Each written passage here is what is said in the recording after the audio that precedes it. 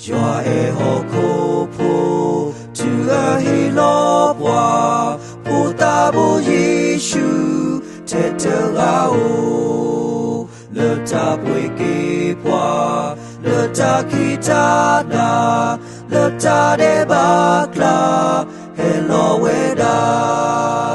le be the le le clo sa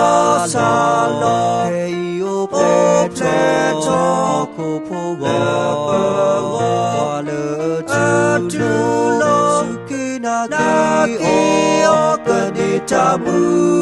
atu ayo pe kwa to te o so to weda mu ko ka lu sha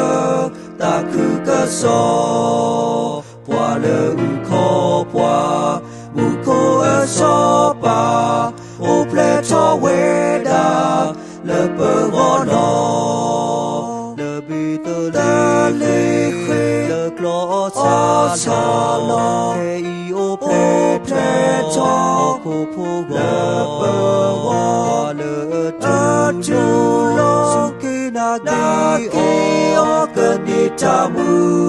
atu ayo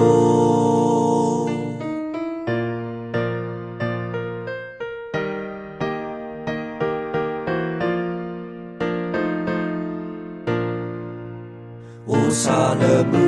to se pwa ma ku po su ko ka sa Yeshu ta bo ta he lu lo pwe do do ta ta o he ba bu Yeshu do ba to le bi to le clo sa lo he o po te to ko po go le tu lo sukina ki o kanita mu atu ayo le bi to le clo sa lo he o po te to ko po go le tu lo sukina ki o kanita mu atu ayo